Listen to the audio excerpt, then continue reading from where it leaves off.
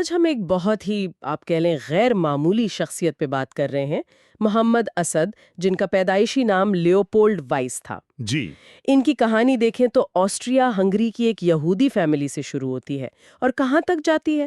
ایک مسلم مفکر، مصنف، سفارتکار، قرآن کے مترجم، مطلب ایک حیران کن سفر ہے۔ بالکل، اور اس دلچسپ زندگی کو سمجھنے کے لیے ہمارے پاس جو معلومات ہیں وہ زیادہ تر ویکیپیڈیا سے لی گئی ہیں۔ تو آج ہماری کوشش یہی ہوگی کہ ان کی زندگی کے وہ جو اہم موڑ تھے نا، ان کو سمجھیں۔ جیسے ان کا اسلام قبول کرنا، پھر مشرق وسطیٰ اور پاکستان میں ان کا کردار کیا رہا، اور ان کی جو سوچ تھی، خاص طور پر قرآن کا ترجمہ، وہ ہم تک کیسے پہنچی۔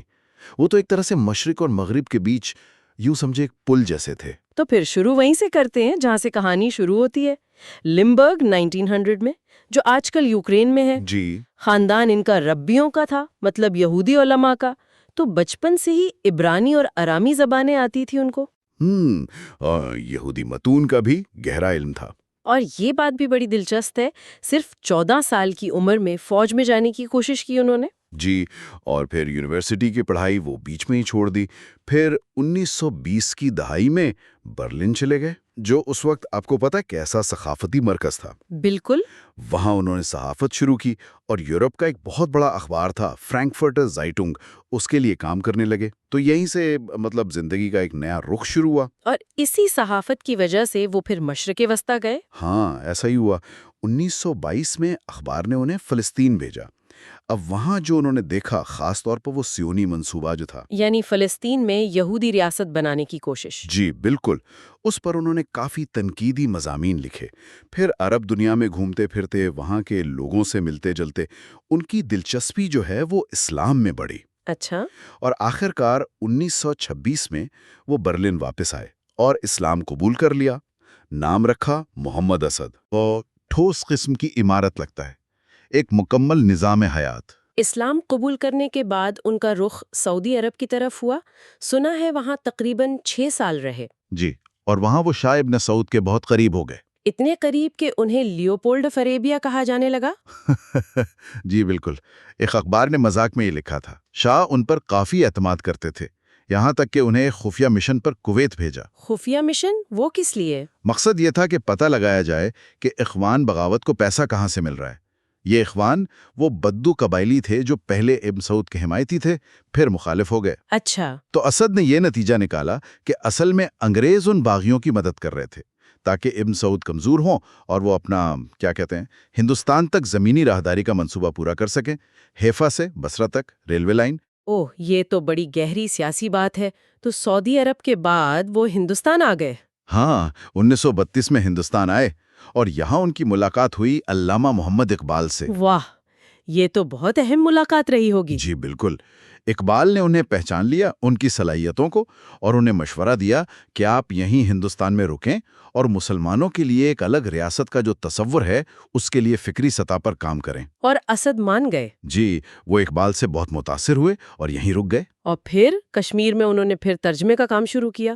جی، صحیح البخاری کا انگریزی ترجمہ شروع کیا، جو احادیث کا بہت ہی معتبر مجموعہ ہے۔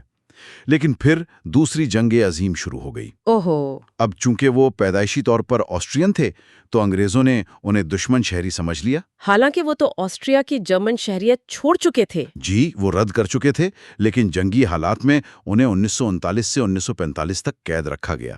یہ بہت ہی مشکل وقت تھا ان کے لیے، اور اسی دوران یورپ میں ان کے والدین وہ نازیوں کے ہاتھوں مارے گئے۔ افو، یہ تو بہت بڑا صدمہ ہوگا۔ خیر، پھر پاکستان بنا تو؟ پاکستان نے ان کی بڑی قدر کی، انہیں پاکستان کی پہلی شہریت دی گئی۔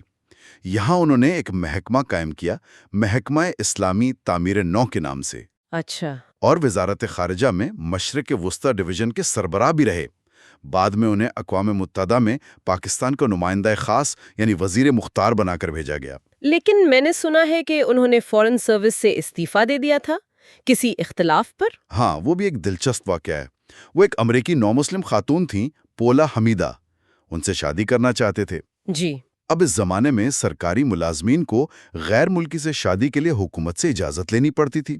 تو جب اجازت میں کچھ مشکلات آئیں یا تاخیر ہوئی تو انہوں نے احتجاجاً استعفیٰ دے دیا۔ اچھا، تو پھر اس کے بعد انہوں نے اپنا سارا وقت لکھنے پڑھنے میں لگایا؟ ان کی کتاب دا روڈ ٹو مکہ تو بہت مشہور ہے۔ جی بالکل، دا روڈ ٹو مکہ ان کی خود نوشت ہے، آپ بھی تھی۔ اس میں زندگی کے پہلے 32 سال، خاص طور پر اسلام قبول کرنے تک کا جو سفر ہے وہ بیان کیا ہے۔ کمال کی کتاب ہے۔ اور ان کا سب سے بڑا کام قرآن کا ترجمہ؟ ہاں، دا میسج آف دا قرآن، یہ ان کا شاہکار ہے۔ قرآن کا انگریزی ترجمہ اور تفسیر، اس پر انہوں نے تقریباً 17 سال لگائے۔ 17 سال؟ جی، اور اس کی خاص بات یہ ہے کہ اس کا انداز جدید محاوراتی ہے اور عقلی تشریح یعنی اجتہاد اس پر بہت زور ہے۔ وہ خود کہتے تھے کہ انہوں نے اپنی کتابیں سوچنے والے لوگوں کے لیے لکھی ہیں۔ ان کی اور بھی کتابیں ہیں؟ جی، اسلام ایٹ کراس روڈز ہے، دس لا آف آرز ہے، یہ بھی کافی اہم ہے۔ ان کے کام کو بین الاقوامی سطح پر بھی مانا گیا۔ ویانا میں ان کے نام پر ایک چوک بھی ہے۔ جی ہاں، 2008 میں ویانا میں اقوام متحدہ کے دفتر کے سامنے ایک چوک کا نام محمد اسعد پلاتس رکھا گیا۔ لوگوں نے اکثر یورپ کا اسلام کو تحفہ کہتے ہیں۔ یا اسلام اور مغرب کے درمیان پل۔ بالکل۔ ان کا انتقال 1992 میں اسپین میں ہوا اور وہ غرناطہ کے تاریخی مسلم قبرستان میں دفن ہے۔ ان کے بیٹے طلال اسد وہ آج کل کے بہت مشہور ماہر بشریات ہیں۔ واقعی محمد اسد کی زندگی اگر دیکھیں تو سوچ، روحانیت، مہم جوئی، سیاسی عمل سب کچھ اس میں شامل تھا۔ کئی براعظموں، کئی تہذیبوں پر پھیلی ہوئی ایک انوکھی داستان۔ یقیناً، اور ان کا کام خاص طور پر قرآن کی تشریح اور ان کی فکر آج بھی دنیا بھر میں لوگوں کو سوچنے پر مجبور کرتی ہے اور مکالمے کی دعوت دیتی ہے۔ اور آخر میں ایک بات میرے ذہن میں آ رہی ہے۔